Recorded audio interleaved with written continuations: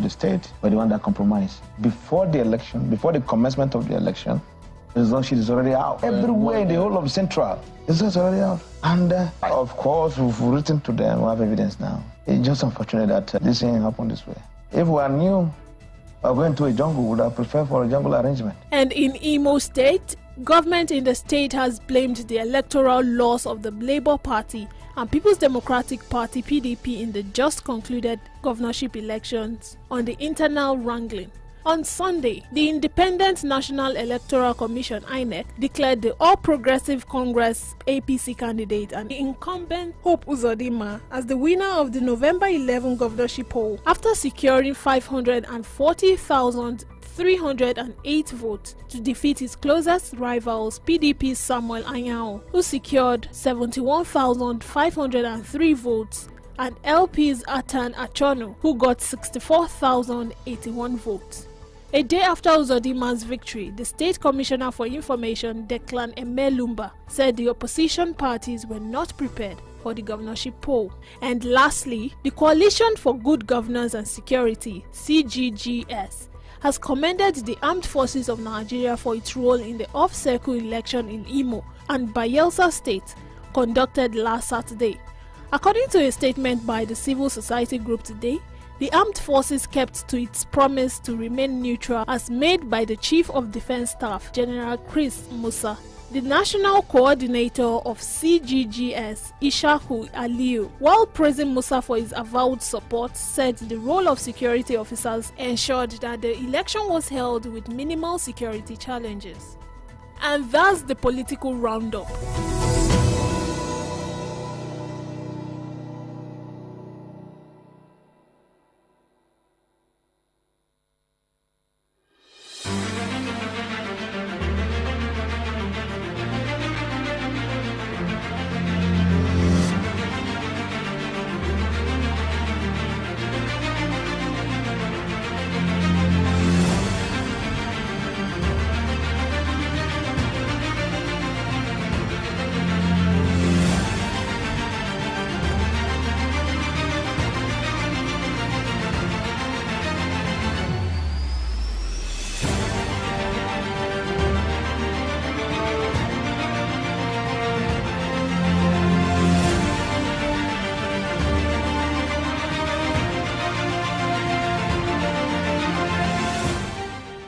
Yes, Solutions 93.9 FM is the station. That was the political roundup. But we'll now go over to take the announcements of the result of Bayelsa State gubernatorial elections won by Doyediri. Stay tuned.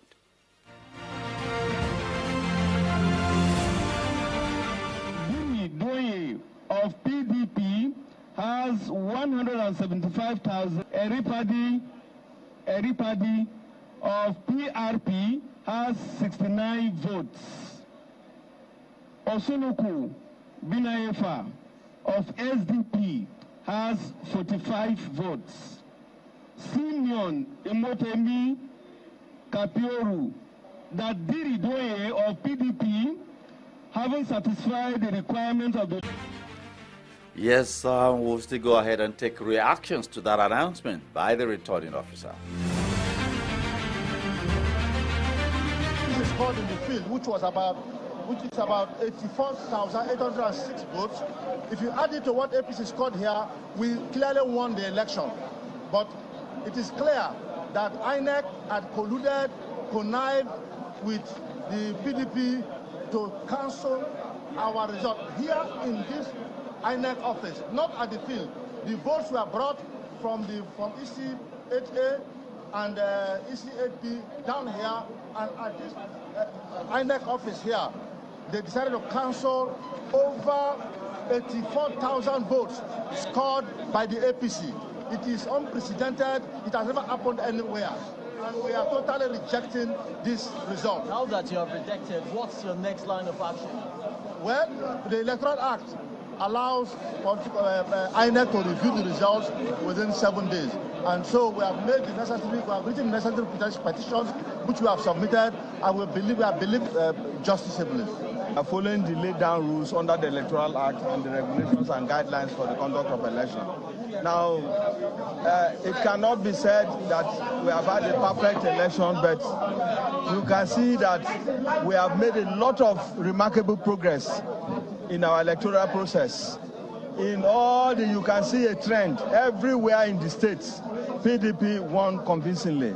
The only few areas where APC had those scores, it was above the standard, the normal pattern under BVAS. You know that accreditation is now under BVAS, and you can see clearly that the pattern has never been, the votes have not been high, but those areas they had 90-something scores and so on. So it means that something was meant.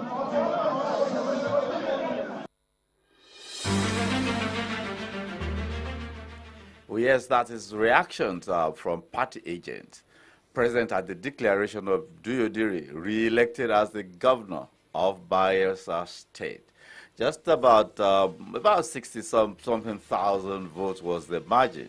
The gentleman, the former honorable minister, won in 2 local governments, and Duyodiri won from 6 local governments. The elections are done and dusted in those 3 states, and we move on to the next series of elections. You heard them. Yes, I have live in the studio with me my guests. Of course, he's been a part and parcel of this show from day one. Mr. Badejoko Adesumbo, I welcome you most warmly. It's been a while. Good evening, our listeners. Kogi Bayel Saimo. Yes. Much talked about. The first time we're going to be having them together since they became staggered. And it's a welcome development, at least. It saves those who are observers and, of course, political actors across board that are non-partisan, a lot of energy, because instead of sharing the time running from one state to the other, they just need to deal with the 3 elections once. I wish Ondo and Edo would follow the same pattern, but I doubt if that will be happening, because I think the transition, the timetable, so what's it called, the tenure elapsation for those 2. If you're looking for quality, classy, comfortable, and imported furniture, Johnson A. Nigeria Enterprise is a place for you. At Johnson A. Nigeria Enterprise, we've got a wide range of top-notch imported furniture for you at affordable prices. Name it: sofas, royal marble dining set, executive furnitures of all kinds, banquet furniture, bed and dressing mirror, kitchen cabinet, and lots more. Our intention is to make you feel comfortable always by providing quality furniture, whether at home, office, hotel, lounge and bar, and so on. Hurry now. Contact us today at Johnson A. Nigeria Enterprise, shop number AA 18-20, Railway Shopping Complex, Aleshiloye Market, and shop 8A-11, Railway Shopping Line, by Alalubosa Junction, Iyagonku Railway Crossing, Ibadan. Call 0802-303-0550 or 0706-225-2649. Johnson A. Omo, you're always on your phone. You don't even have time for your guys anymore. Where you they see this data? Sorry, bro. It's Ayoba. Ayoba? Which babe is that one again? Ayoba is not a babe. It's the all-in-one app that lets you chat and call friends, listen to music, play games, get trendy gist, and many more. All on the app. No need for multiple apps. Just use Ayoba and enjoy. Yo, tell me more. Yes! With Ayoba, you can play, work, have fun, share files, and many more. And that's not all. MTN subscribers get 700 MB weekly to enjoy all these on Ayoba. So, what are you waiting for? Download Ayoba now on Play Store or App Store to get started. Guy, this Ayoba is better than you said, oh. MTN. Feel the pressure now when you come to my face. Francesca. It goes down when my G's connect. Better rest. You don't try, you don't do. Better rest. But baby, I don't know that number. Hey. Oh yeah, now, say it with your favorite lyrics on Spotify. Delivering the latest information, playing the coolest of music, giving you the best of entertainment. Yo, what's up? This is 93.9 FM. We are the solutions. Come on. We are the remedy. You're number one. Yes, thank you so much for staying with us. Solutions 93.9 FM is the station. And of course, Political Update is the show this Monday afternoon. Live with me in the studio, Mr. Badijoko Adesumbo. Yes, those three states, the staggered elections, the one they call off-season. We had them over the weekend. Yes, I was saying that it's the first time we're going to be having them be conducted together. Perhaps that's what's changed the nomenclature from being staggered to off-cycle election, because it's like having a mini general election. So that's the way, even though it's just governorship offices in the respective states that are being contested for. The House of Assembly had been settled. Former governor and the candidate of the APC had his election nullified then by the Court of Appeal, and they have to conduct a fresh election, which he now won, and that's the more reason why he was contesting this election. I think Kogi followed when Governor Wada's election also followed a similar pattern, and of course we know the Governor Ihedioha was sacked by the Supreme Court 4 years ago, and giving way to Opus Odima, who has now won a second election, because that was why he said this victory has justified the fact that he won 4 years ago, and he was not a governor of Supreme Court like people have been calling. People have been calling him judicial governor. But the thing is, you look at the election, the way it was conducted. You place it side by side the general election that we had in February and March. You wouldn't see much of difference. The same scenario. We still have the question of violence, pockets of violence pre the election day, on the election day, at the collation, vote buying, another form of inducement. You have form of malpractice, and a new one that we saw in Kogi, where pre-filled result sheets were found in the custody of INEC official who filled these things. The only difference is that they've not been signed. And in Imo, there was also a case of results being uploaded in polling units where elections were not conducted. And of course, you have the controversy also in Kogi State, where INEC had issued an earlier statement that, well, there will be a runoff election next Saturday, and now they've declared the winner. That declaration automatically nullifies the so-called runoff. Probably they looked at the electoral law. That's okay, what is to be contested for is way below the margin between the first and second. So automatically there would not be any need for that.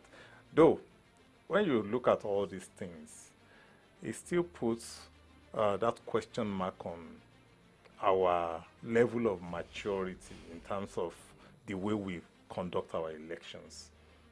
24 years is not, it's not a joke. We have been doing something for 24 consecutive years. And within that six election cycles, there should be significant improvement. There are certain things that we shouldn't be talking about again, that we are still talking about in this last off-cycle election. And you look at the pattern, people are losing confidence in the process. Because when people who are supposed to be the one to make the choice are drawing back, it's not speaking well. And something serious needs to be done about this. And that puts the responsibility on those who are the helms of affairs now. Yes, they should review the process that produced them as leaders and do something to correct that.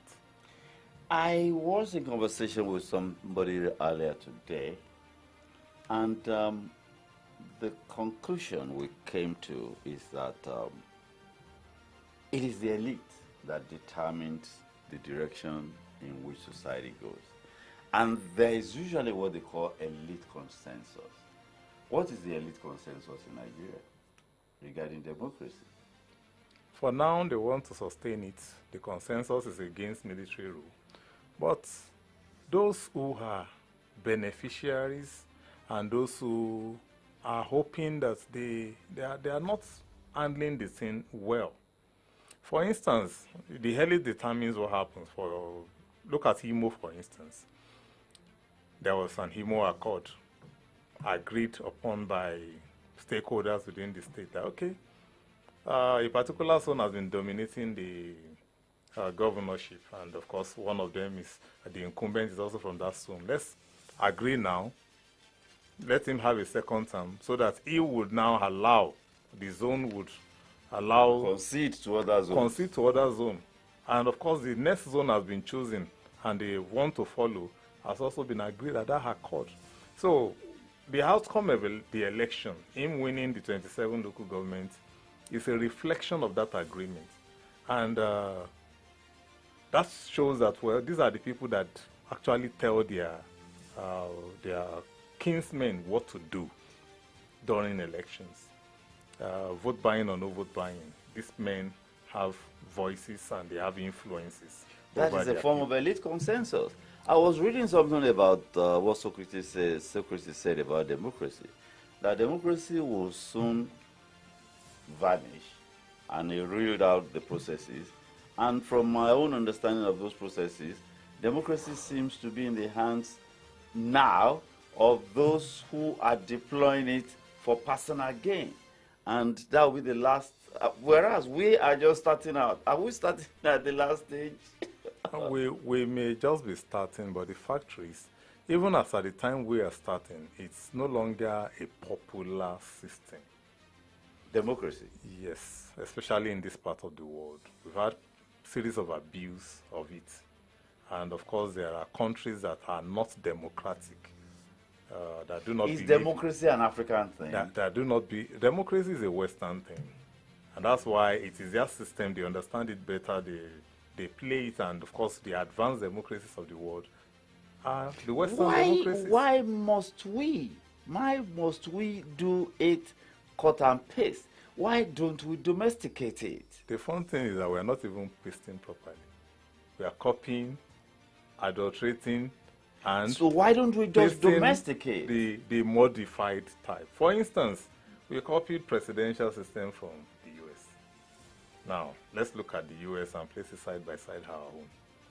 In the United States, the vice president doubles as the president of the Senate.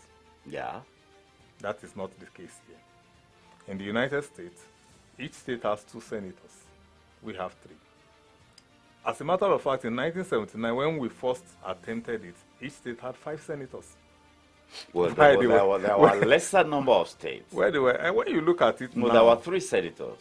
In 1979. There were 5 per state. Then 1979. 1979 to 83, it was 5. Now we are having 3 senators.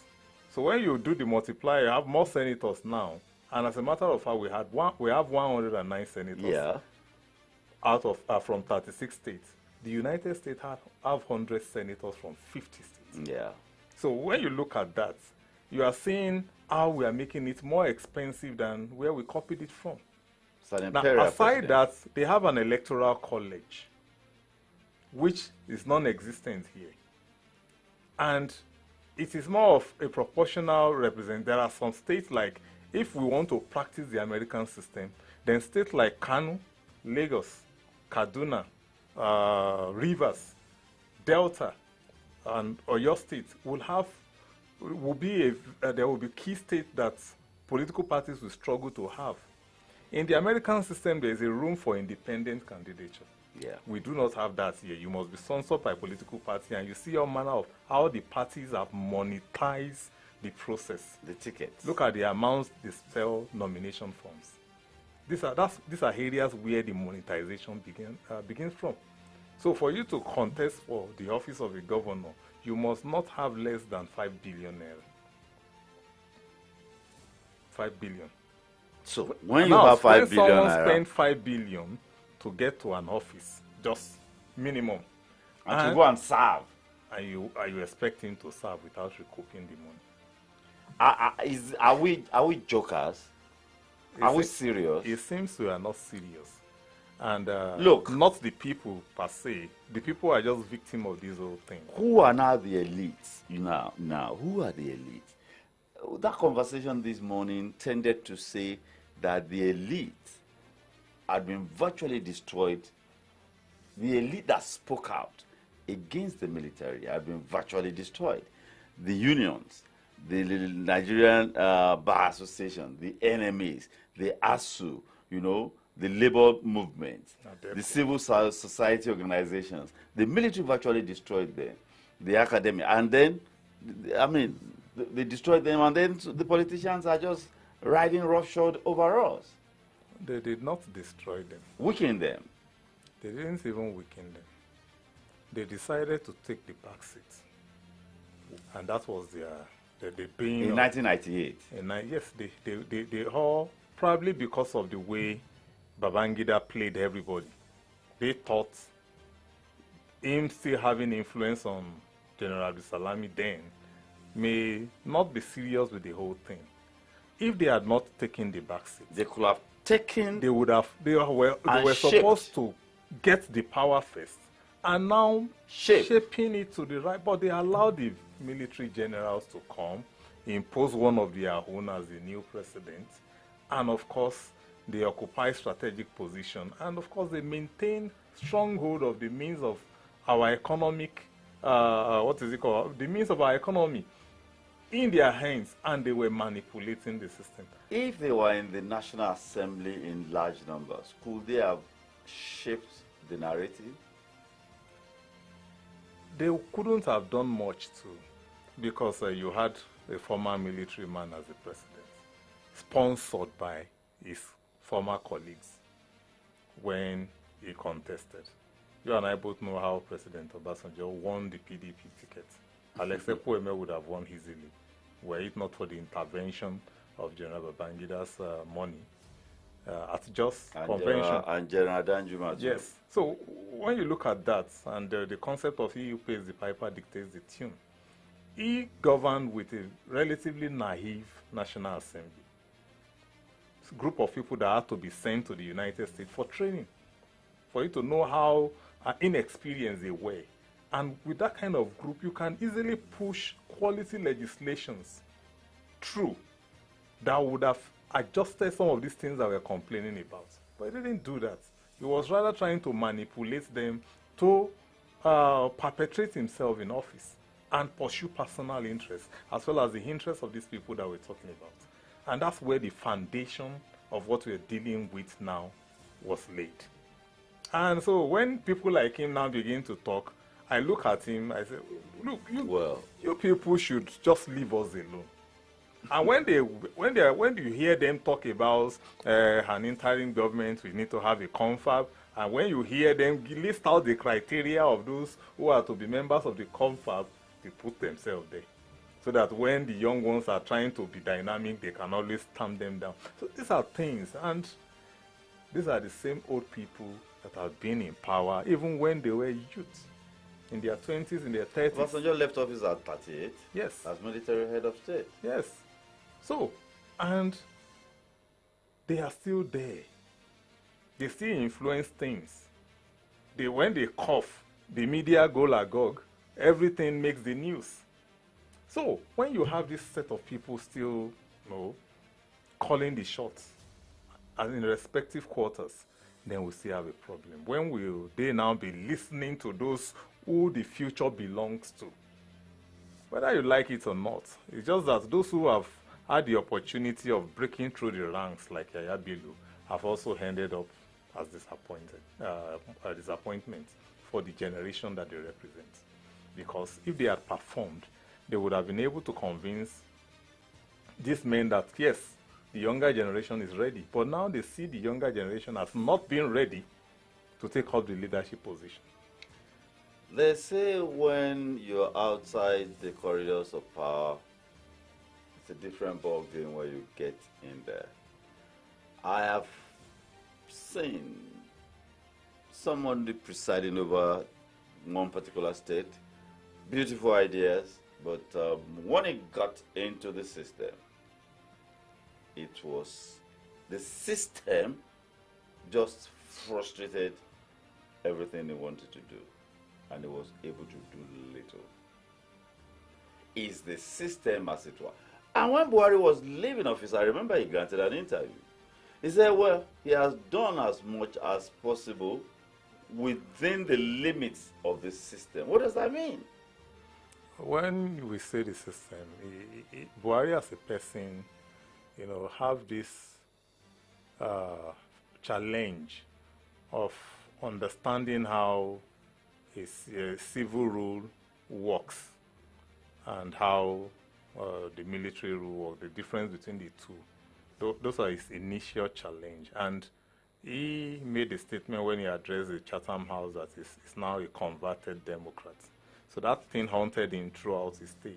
And even though his government was also characterized by some military tendencies, like flagrant disobedience to court rulings, you know, violation of human rights and all of that. So, but the thing is, even if you are going to deploy that, you deploy it in the interest of the nation. It should be seen that, well, national interest is the reason why you are doing this genuinely. Not that you place national interest as your reason, and in the real sense, underneath, it is personal interest that is responsible for it. So these are things that, you know, incapacitated President Buhari. And of course, his weakness also got the better of him. He wasn't principled enough.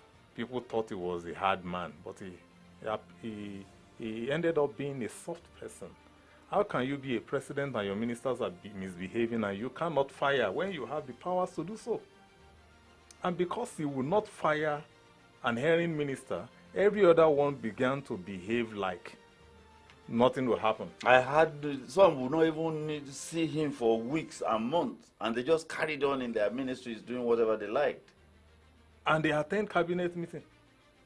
They will keep quiet about certain things, and they will leave the meeting, and you begin to, do these people know how to govern? When we say a federal government decision, it's a decision of the council, the Federal Executive Council, and we saw Emefiele say one thing, and we saw the finance minister say something different. Even during COVID, you saw the Minister of Digital Economy coercing everybody to go do hen. Yeah. And the Minister of Health is telling us to observe COVID protocol. So one is asking us to model together, the other one is saying space out. So when you look at all this, incoherence. That is what happened. Now we have, and that's, yes, it is true that we need to begin to look at institutional reforms. And when we are going to reform institutions, there are three key ones that need serious reform: the civil service, the judiciary, and the police. Those are huge tasks. Reason is because when you look at the three of them, the Nigerian police force, that is the only one, is the only police service that I know that has a force. They removed this at some point during Obasanjo, but I didn't know when it came back. There was a time it was called the Nigerian Police. They call it PF now. Police force. They remove. How can you police with force? That is best known to those who brought up it's behind. From a colonial hangover. Yes, that's so. When you look at the police, they've been there, getting sophisticated in bad things.